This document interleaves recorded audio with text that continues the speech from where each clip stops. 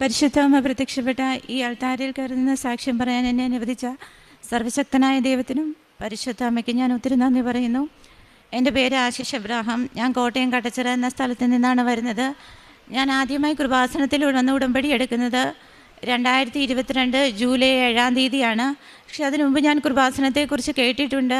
എൻ്റെ സഹോദരങ്ങൾ ഇവിടെ വന്ന് ഉടമ്പടി എടുത്തിട്ടുണ്ടെങ്കിലും ഞാൻ അന്ന് അതൊന്നും വലിയ കാര്യമാക്കി എടുത്തിട്ടുണ്ടായിരുന്നില്ല. അവരെനിക്ക് സാക്ഷ്യങ്ങൾ അയച്ചു തന്നെങ്കിലും മാതാവിൻ്റെ പ്രത്യക്ഷീകരണ പ്രാർത്ഥന തന്നെങ്കിലും ഞാൻ അതൊന്നും ചെല്ലുകയോ സാക്ഷ്യങ്ങൾ കേൾക്കുകയോ ഒന്നും ചെയ്തിട്ടുണ്ടായിരുന്നില്ല. പക്ഷേ ഞാൻ കൃപാസനത്തിൽ വരാനുണ്ടായിരുന്ന സാഹചര്യം, എനിക്ക് വിവാഹം കഴിഞ്ഞിട്ട് 8 വർഷമായിട്ടും കുഞ്ഞുങ്ങളുണ്ടായിരുന്നില്ല. അപ്പോൾ എൻ്റെ ചേച്ചി എന്നോട് എപ്പോഴും നിർബന്ധിക്കുമായിരുന്നു, നീ കൃപാസനത്തിൽ വരണം, ഉടമ്പടി എടുക്കണം, പ്രാർത്ഥിക്കണം, മാതാവ് നിനക്കൊരു കുഞ്ഞിനെ തരുമെന്ന്. ഞാൻ അന്ന് അതൊന്നും കാര്യമാക്കില്ല. കാരണം ഞാൻ അതിന് മുമ്പ് ഞാൻ ട്രീറ്റ്മെൻറ്റിന് പോയപ്പം ഡോക്ടേഴ്സ് പലപ്പോഴും എന്നോട് പറഞ്ഞത്, നിനക്കൊരു കുഴപ്പമില്ല, കുഞ്ഞുങ്ങളുണ്ടായിക്കോളും എന്നാണ് പറഞ്ഞത്. ഞാൻ അത് കാര്യമായിട്ട് എടുത്തു. പിന്നീട് ഞാൻ സൗദി സ്റ്റാഫ് നേഴ്സായിട്ട് വർക്ക് ചെയ്യുകയാണ്. പിന്നീട് എനിക്ക് കുഞ്ഞുങ്ങൾ ഉണ്ടാകാതിരുന്നു കഴിഞ്ഞപ്പോൾ ഞാനിവിടെ വന്ന് 2022 ജൂലൈ 7-ന് ഉടമ്പടി എടുത്തു. ഉടമ്പടി എടുത്തെങ്കിലും എൻ്റെ ആദ്യത്തെ ഉടമ്പടി പൂർത്തിയാക്കാനായിട്ട് എനിക്ക് സാധിച്ചില്ല. കാരണം എനിക്കന്ന് കുറച്ച് ആരോഗ്യ പ്രശ്നങ്ങളൊക്കെ ഉണ്ടായി. ഒരു കാലിന് മുട്ടിന് സർജറിയൊക്കെ ചെയ്യേണ്ടി വന്നു. അങ്ങനെ ഞാൻ ആ ഉടമ്പടി പൂർത്തിയാക്കാതെ എനിക്ക് തിരിച്ചു പോകേണ്ടി വന്നു. പക്ഷേ പത്രങ്ങളൊക്കെ ഞാൻ വിതരണം ചെയ്തിരുന്നു, പ്രാർത്ഥനയൊക്കെ കണ്ടിന്യൂ ചെയ്തു. അങ്ങനെ 2023 ആയപ്പോഴത്തേക്ക് എനിക്കൊരു കുഞ്ഞുങ്ങളില്ലല്ലോ, 9 വർഷമായി അന്നേരത്തേക്കും കുഞ്ഞുങ്ങളില്ലാതായിട്ട്. എനിക്ക് 38 വയസ്സായി. അപ്പോൾ ഉടമ്പടി കുഞ്ഞുങ്ങളില്ലല്ലോ എന്നുള്ളൊരു ബുദ്ധിമുട്ട് കാരണം ഞാൻ അവിടുന്ന് ജോലി റിസൈൻ ചെയ്ത് നാട്ടിലെത്തി. അങ്ങനെ ഇവിടെ വന്ന് ഉടമ്പടി പുതുക്കാനായിട്ട് ഞാൻ തീരുമാനിച്ചു. പക്ഷെ പല കാരണങ്ങളാലും എനിക്ക് ഉടമ്പടി ഇവിടെ വന്ന് പുതുക്കാനായിട്ട് സാധിച്ചില്ല. അങ്ങനെ ഞാൻ ഒരു വട്ടം ഇവിടെ വന്ന് പ്രാർത്ഥിച്ചിട്ട് പോയെങ്കിലും എനിക്ക് കുഞ്ഞുങ്ങളൊന്നും ഉണ്ടായില്ല. അങ്ങനെ ഞാനൊരു ഒരു ഇൻഫെർട്ടിലിറ്റി ക്ലിനിക്കിൽ പോയി ട്രീറ്റ്മെൻറ്റ് സ്റ്റാർട്ട് ചെയ്തു. അവരെനിക്ക് ഓവുലേഷൻ സ്റ്റിമുലേറ്റ് ചെയ്യാനുള്ള ടാബ്ലറ്റ് തന്നെങ്കിലും ഒരു വട്ടം പോലും ഞാൻ പ്രഗ്നൻ്റ് ആയില്ല. അങ്ങനെ അവരെന്നോട് പറഞ്ഞു, നിനക്കിപ്പോൾ വയസ്സ് 38 വയസ്സ് കഴിഞ്ഞു, അതുകൂടാതെ നിങ്ങൾക്കുണ്ടാകുന്ന ഓവത്തിൻ്റെ ക്വാളിറ്റിയും വളരെ കുറവാണ്, നമ്പർ ഓഫ് ഓവംസും കുറവാണ്, അതുകൊണ്ട് ബെറ്റർ നിങ്ങളൊരു IVF ട്രീറ്റ്മെൻറ്റ് ചെയ്യുന്നതായിരിക്കും നല്ലത് എന്ന് പറഞ്ഞു. അങ്ങനെ ഞാൻ IVF ട്രീറ്റ്മെൻറ്റ് ചെയ്യാനായിട്ട് തീരുമാനിച്ചു. അങ്ങനെ IVF ട്രീറ്റ്മെൻറ്റ് ചെയ്യാനായി ഞാൻ ഡോക്ടറിൻ്റെ അടുത്ത് ചെന്നു. അപ്പോൾ ഡോക്ടർ എനിക്കൊരു 10 ദിവസത്തെ ഇഞ്ചക്ഷൻ എഴുതി തന്നിട്ട് പറഞ്ഞു, നിങ്ങൾ ഈ ഇഞ്ചക്ഷൻ എടുക്കുക, നമുക്കൊരു സ്കാനും കൂടി ചെയ്ത് നോക്കാം, നിങ്ങൾക്കുണ്ടാകുന്ന ഓവത്തിന് നല്ല ക്വാളിറ്റി ഉണ്ടെങ്കിൽ മാത്രമേ IVF ചെയ്തിട്ട് കാര്യമുള്ളൂ, നിങ്ങൾക്ക് അതുകൊണ്ടേ സക്സസ് ആകുള്ളൂ, ഇല്ലെങ്കിൽ അത് IVF ഫെയിലിയർ ആയിപ്പോകും. ബെറ്റർ നിങ്ങൾ ഒരാളുടെ ഡോണറിൻ്റെ കയ്യിൽ നിന്ന് ഒരു ഓവം റിസീവ് ചെയ്തിട്ട് IVF ചെയ്യുന്നതായിരിക്കും നല്ലത് എന്ന് പറഞ്ഞു. അത് കേട്ടപ്പോൾ എനിക്ക് ഒത്തിരി വിഷമമുണ്ടായി. ഞാൻ അങ്ങനെ ആ IVF എന്ന് പറഞ്ഞ ട്രീറ്റ്മെൻറ്റ് ചെയ്യുന്നില്ല എന്ന് തീരുമാനിച്ചു. ഞാൻ മാഡത്തിനോട് ഡയറക്റ്റ് പറഞ്ഞില്ല. ഞാൻ പറഞ്ഞിട്ടുണ്ട്, മാഡം ഞാൻ അടുത്ത മാസം വരാം, ഞാൻ IVF ഇപ്പോൾ ചെയ്യുന്നില്ല എന്ന് പറഞ്ഞു. ഞാൻ ആ ഹോസ്പിറ്റലിൽ നിന്ന് വെളിയിൽ ഇറങ്ങിയപ്പോൾ ഞാൻ എൻ്റെ ഹസ്ബൻഡിനോട് പറഞ്ഞു, എനിക്ക് IVF വേണ്ട, എനിക്ക് IVF കൂടാതെ മാതാവ് എനിക്കൊരു കുഞ്ഞിനെ തരും എന്ന് പറഞ്ഞ് ഞാൻ ഇവിടുന്ന് ഇറങ്ങി. പക്ഷേ ഞാൻ ആ വീട്ടിൽ വന്നിട്ടും വീണ്ടും എനിക്കിവിടെ വന്ന് ഉടമ്പടി പുതുക്കാനായിട്ട് സാധിച്ചില്ല.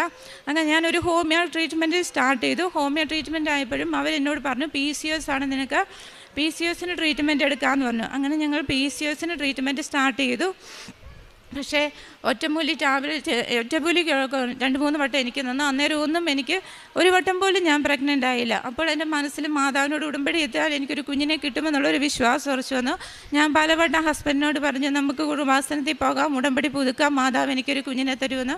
എന്നാലും പല കാരണത്താലും അതും നീങ്ങിപ്പോയി. പിന്നീട് എൻ്റെ വാശിപ്പുറത്ത് ഞാൻ മമ്മിയും കൂട്ടി ഇവിടെ വന്ന് 2023 ഡിസംബർ 22-ന് ഞാൻ ഉടമ്പടി പുതുക്കി. അപ്പോഴത്തേക്കും ഞാൻ എൻ്റെ ട്രീറ്റ്മെൻറ്റൊക്കെ എല്ലാം സ്റ്റോപ്പ് ചെയ്തിരുന്നു.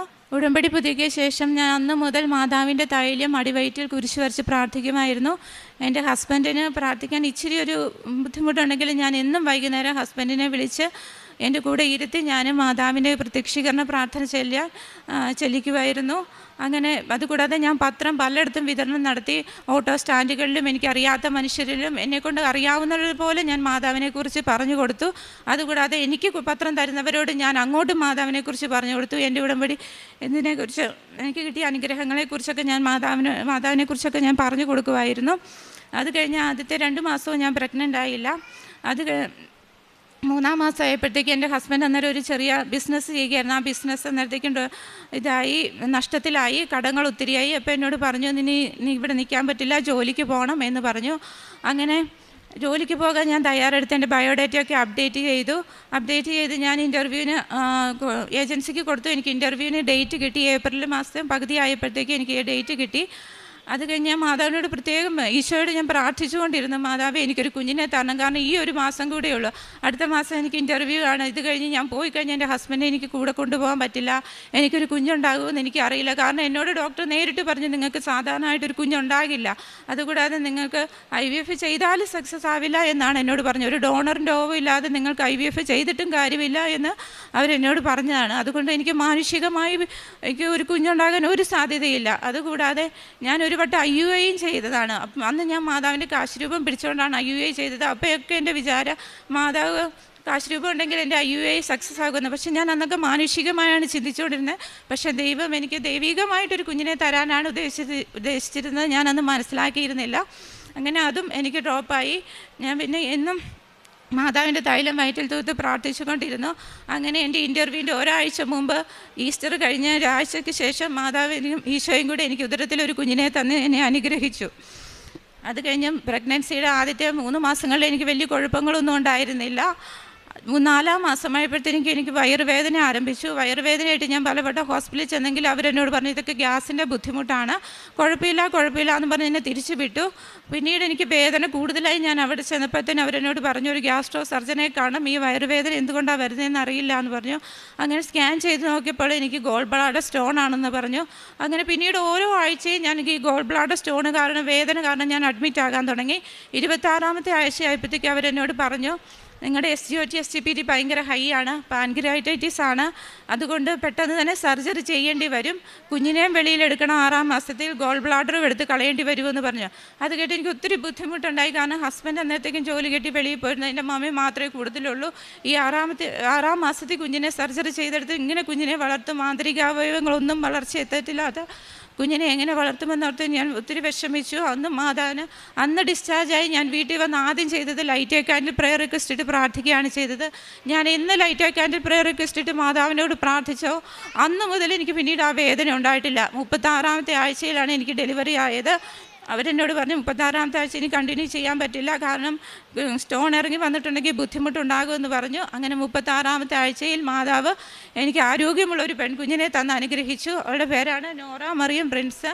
മറിയം എന്ന പേരിടണമെന്നാണെന്ന് ഞാൻ ആഗ്രഹിച്ചത്. ഹസ്ബൻഡ് നോറ മറിയം എന്നാണ് പേരിട്ടത്. അതുകൂടാതെ എനിക്ക് SVTയുടെ ഒരു ഹിസ്റ്ററി ഉണ്ടായിരുന്നു, സുപ്രാ വെൻട്രിക്കുലർ ടക്കിക്കാർഡിയ. അതെനിക്ക് ഇടയ്ക്കിടയ്ക്ക് പാൽപിറ്റേഷനായി വന്നുകൊണ്ടേയിരുന്നു, പ്രഗ്നൻസിയിലൊക്കെ ഉണ്ടായിരുന്നു. ഞാൻ അതിനാദ്യം ടാബ്ലറ്റ് കഴിച്ചുകൊണ്ടിരുന്നതാണ്. പിന്നീട് പ്രഗ്നൻ്റ് ആയപ്പോൾ ഞാൻ അത് സ്റ്റോപ്പ് ചെയ്തിരുന്നു. അതുകൂടാതെ ഡെലിവറി ആകാൻ വേണ്ടി അവർ അഡ്മിറ്റ് ചെയ്തതിൻ്റെ തലേ ദിവസം എനിക്ക് വീണ്ടും SVT ഉണ്ടായി. എന്നെ ഇപ്പം ഹോസ്പിറ്റൽ ഡെലിവറി റൂമിൽ അഡ്മിറ്റ് ചെയ്തു. എൻ്റെ ഹാർട്ട് റേറ്റ് 190 പോയി, കുഞ്ഞിൻ്റെ ഹാർട്ട് റേറ്റ് 180 ആയി. അപ്പോഴത്തേനും അവർ പറഞ്ഞു നോക്കാം, നിനക്ക് അഡിനോസിൻ തരേണ്ടി വരും, അഡിനോസിൻ തന്നാൽ എന്താ സംഭവിക്കുകയെന്ന് അറിയില്ല, പെട്ടെന്ന് ഹാർട്ട് റേറ്റ് കുറയും, അതുപോലെ തന്നെ നിൻ്റെ ഹാർട്ട് റേറ്റും ഡ്രോപ്പ് ആകുന്നതിൻ്റെ ഒപ്പം കുഞ്ഞിൻ്റെ ഹാർട്ട് റേറ്റും കുറയും, എന്താ പറ്റുക എന്നറിയില്ല, നമുക്ക് വെയിറ്റ് ചെയ്യാമെന്ന് പറഞ്ഞു. അന്നേരം എൻ്റെ മമ്മിൻ്റെ ലേബർ റൂമിൻ്റെ വെളിയിലിരുന്ന് മാതാവിനോട് ഉറക്കെ കരഞ്ഞ് പ്രാർത്ഥിക്കുമായിരുന്നു. ഞാനും മാതാവിനോട് പ്രത്യേകം പ്രാർത്ഥിച്ചു. വിത്തിൻ സെക്കൻഡ്സിൽ എൻ്റെ ഹാർട്ട് റേറ്റ് 90 കുറഞ്ഞു. ഒരു കുഴപ്പമില്ലാണ്ട് എനിക്ക് നോർമൽ ഡെലിവറിയിലൂടെ മാതാവ് എനിക്കൊരു കുഞ്ഞിനെ തന്നെ അനുഗ്രഹിച്ചു. കാരുണ്യ പ്രവൃത്തികളായിട്ട് ഞങ്ങളുടെ അടുത്ത് മെൻ്റലി ചലഞ്ചിലായിട്ടുള്ള കുഞ്ഞുങ്ങളുണ്ട്. അവർക്ക് എല്ലാ മാസവും ഫുഡൊക്കെ വിതരണം ചെയ്യുന്നുണ്ട്. കൂടാതെ എന്നെക്കൊണ്ട് കഴിയുന്ന പോലെ പൈസ കൊടുത്ത്, ഭവനമില്ലാത്തവർക്ക് ഭവനം വെക്കാൻ പൈസ കൊടുത്തു. പിന്നെ ഞങ്ങളുടെ അടുത്തുള്ള അനാഥ മന്ദിരത്തിൽ ചെറിയ പിള്ളേർക്ക് ഭക്ഷണത്തിനുള്ള പൈസയൊക്കെ കൊടുക്കാൻ സാധിച്ചിട്ടുണ്ട്.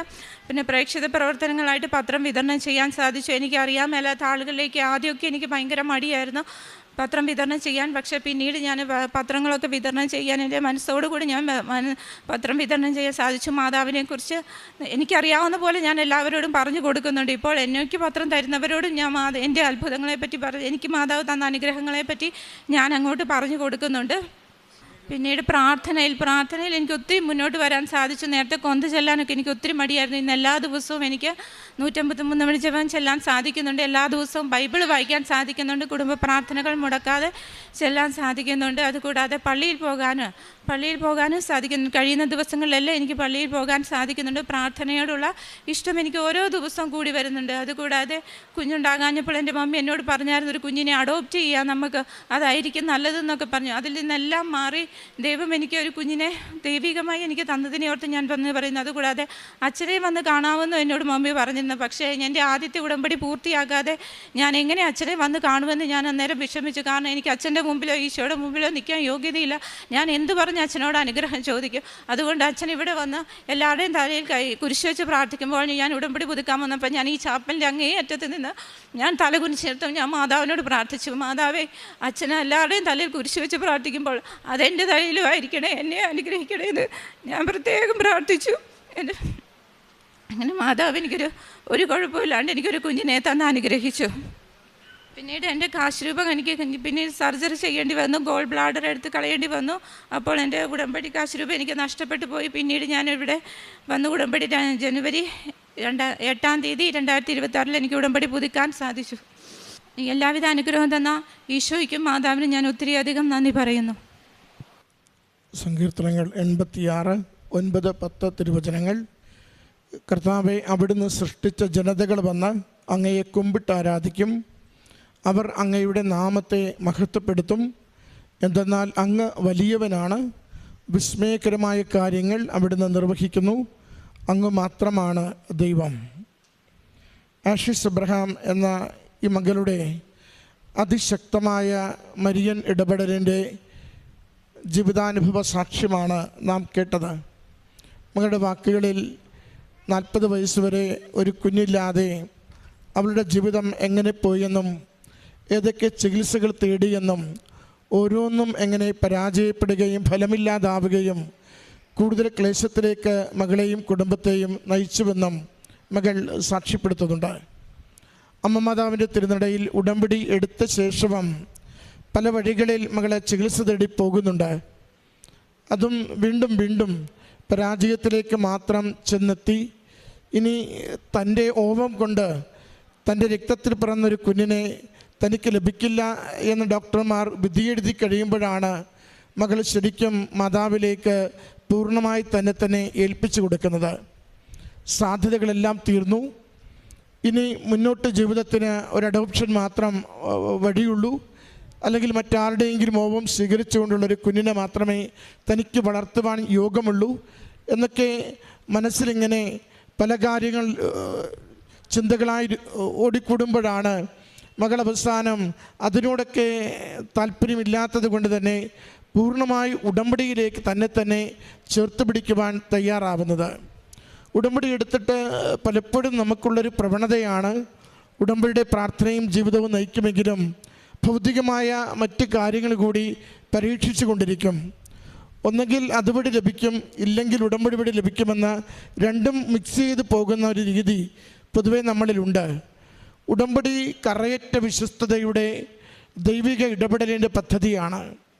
അത് ദൈവം അനുഗ്രഹിക്കുവാൻ ആഗ്രഹിച്ച് കൂടെ നിൽക്കുമ്പോൾ ദൈവത്തോടുള്ള വിശ്വാസത്തിലും വിശ്വസ്തതയിലും വെള്ളം ചേർക്കാതെ ജീവിക്കുവാനുള്ള തീരുമാനം, എല്ലാ സാധ്യതകളും അവസാനിച്ചുവെന്ന് ഉറപ്പ് വന്നാൽ പൂർണ്ണമായും വിട്ടുകൊടുത്ത് അതിനുവേണ്ടി ചേർന്ന് നിൽക്കണം. കാരണം അമ്മ മാതാവിലൂടെ ഈശോ നൽകുന്ന ഒരു അനുഗ്രഹത്തിന് മറ്റൊരു അവകാശം ഉണ്ടാവരുത്. അത് ദൈവം ഉടമ്പടിയിൽ എപ്പോഴും ആഗ്രഹിക്കുന്നതാണ്. നമ്മൾ ദൈവാനുഗ്രഹത്തെപ്പോലും വളരെ ലഘുവായി കാണും, വില കുറച്ച് കാണും. ഞാൻ ചെയ്ത ആ മരുന്ന്, ആ ചികിത്സ, ആ ഇടപെടൽ, ഇൻ്റർവെൻഷൻ അതുകൊണ്ട് കിട്ടിയെന്ന് പറയുവാൻ നാളെ ഒരു കാലത്ത് സാധ്യതയുള്ളത് കൊണ്ട് വലിയ വലിയ അനുഗ്രഹങ്ങൾ ഉടമ്പടി പ്രകാരം അമ്മ നൽകുവാൻ ആഗ്രഹിക്കുമെങ്കിൽ അമ്മ പൂർണ്ണമായും നമ്മളിൽ നിന്നുള്ള കമ്മിറ്റ്മെൻറ്റ് പ്രതീക്ഷിച്ചിരിക്കും. അതാണ് മകൾ ആ വാക്കുകളിൽ ഒടുവിൽ നമുക്ക് പങ്കുവെച്ചു തരിക. വീടിൻ്റെ ബിസിനസ് തകരുന്നു, നാട്ടിൽ പിടിച്ചു നിൽക്കുവാനാവാത്ത സാഹചര്യം എത്തുന്നു, വിദേശത്തേക്ക് പോയേ മതിയാവൂ, ജോലി എടുത്തേ മതിയാവൂ എന്ന അവസ്ഥ വരുന്നു. 1 മാസം 1.5 മാസത്തിനുള്ളിൽ വിദേശത്തേക്ക് പോകും മുമ്പ് അമ്മ ഇടപെട്ടാൽ മാത്രമേ കാര്യങ്ങൾക്ക് എന്തെങ്കിലും തീരുമാനമായി കിട്ടുകയുള്ളൂ. ഉടനെ ഭർത്താവിനെ വിദേശത്ത് കൊണ്ടുപോകുവാൻ സാധിക്കാത്തത് കൊണ്ട് അങ്ങനെയാണ് മകൾ വന്ന് എല്ലാ വഴികളും അടഞ്ഞു കഴിയുമ്പോൾ ഉടമ്പടി പുതുക്കി അമ്മയുടെ അരികിൽ തന്നെ സമർപ്പിക്കുന്നത്. ആ മണിക്കൂറുകളിൽ മകൾ കടന്നു പോകുന്ന അമ്മയുടെ അരികിലേക്ക് തന്നെ ഉടമപ്പെടുത്തി കൊടുക്കുന്ന ശക്തമായ ഒരു സറണ്ടറിങ് ഉണ്ട്. ശക്തമായൊരു സറണ്ടറിങ്. അതാണ് അച്ഛനിവിടെ ആ ദിവസം നൂറുകണക്കിന് മക്കളെ ശിരസിൽ കൈവച്ച് കുരിശുരൂപം വെച്ച് ആശീർവാദം കൊടുത്ത് സവിശേഷമായ ദൈവാനുഗ്രഹത്തിന് വേണ്ടി പ്രാർത്ഥിക്കുമ്പോൾ തനിക്കത് യോഗ്യതയില്ലാത്തത് കൊണ്ട് താൻ ദൂരെ മാറി നിന്ന് ശിരസ് കുനിച്ച് അമ്മയുടെ മുമ്പിൽ നിൽക്കുവാൻ, ഈശോയുടെ മുമ്പിൽ നിൽക്കുവാൻ, അച്ഛൻ്റെ ശുശ്രൂഷ സ്വീകരിക്കുവാൻ എനിക്ക് അത്ര കണ്ട് ആത്മീയ ശുദ്ധിയില്ലാത്തത് കൊണ്ട് അമ്മയ്ക്ക് പൂർണ്ണമായി സമർപ്പിക്കുന്നു. ഈ നിമിഷം അച്ഛൻ പ്രാർത്ഥിക്കുന്നതിനൊപ്പം എൻ്റെ മേലും ഈശോയുടെ ആശീർവാദം വരണമേ എന്ന്. അത് കണ്ണു നിറഞ്ഞാണ് മകൾ അൾത്താരയിൽ അത് സൂചിപ്പിക്കുന്നത്. പ്രിയമുള്ളവരെ, അത് കഴിഞ്ഞ് 1.5 മാസം കഴിഞ്ഞ് അവൾ ഗർഭിണിയാവുന്നത്, ആ ഗർഭകാലത്തുണ്ടായ വിവിധ പ്രതിസന്ധികളിൽ എല്ലാം ഓരോന്നും അമ്മ മാതാവ് അവൾക്ക് പൂർണ്ണമായും ആരോഗ്യത്തിലേക്ക് തന്നെ അവളെ അവസാനം വരെ എത്തിക്കുന്നത് 40-ാമത്തെ വയസ്സിൽ ആരോഗ്യമുള്ള കുഞ്ഞിനെ നൽകി അനുഗ്രഹിച്ചതിനെയാണ് സാക്ഷ്യപ്പെടുത്തിയത്. ദൈവത്തിനൊന്നും അസാധ്യമല്ല. ദൈവം തരുന്നതിന് ഒരു പരിധി വെച്ചിട്ടുമില്ല. എപ്പോഴും സദാസന്നദ്ധനായി ജീവിതത്തിൻ്റെ ഏത് വിഷയത്തെയും ഏറ്റെടുക്കുവാൻ അവിടുന്ന് ആഗ്രഹിക്കുന്നുണ്ട്.